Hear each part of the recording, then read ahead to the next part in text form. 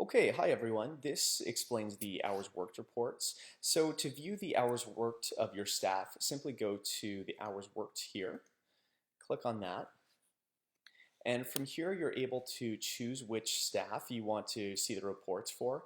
Now if you're doing payroll for all of your staff, it's probably easiest to choose all workers.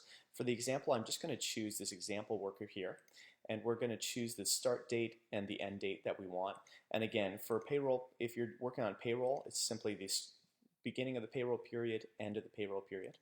Click on go there, and it'll load up these hours here.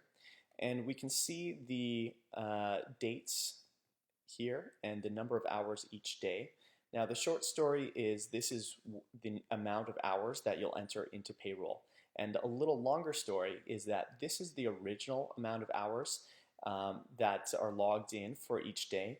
Now, we know everyone's human, and sometimes people will forget to clock in or forget to clock out, especially when they're starting with the system, simply because it's a new system. And that's why we have this offline work duration column here, so that a manager can add or subtract hours as needed. So say this John Smith on the 29th, say that he actually started at 8 a.m. but forgot to clock in until 9 a.m. He would let the manager know about that, and then the manager here just goes to add or subtract, and they're just going to do positive 1 hour, or if it's subtracting, you just do negative. And the remarks say forgot to clock in. Okay, so we'll hit submit here, and then that's just going to remember it, and it's going to give us those updated hours. So let's just run the report again here, and we'll be able to see that update shown. And so we can see here original hours for the day, we added the 1 hour, and then this third column, hours used for payroll, is what will actually be used for the payroll purposes. And that just gives you a convenient number at the end of every pay period.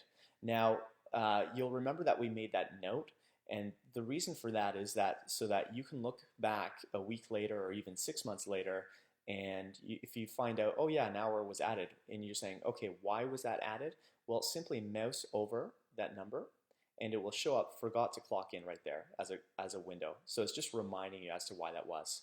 Now, another goodie we have here is that if you press this plus button, it'll actually show you more details. So it'll show you not only the date of the clock in, but it'll also show you the exact time and the location. Locations are accurate to about 50 meters or about 75 yards, just because it's GPS, and a thumbnail size map of where that person clocked in.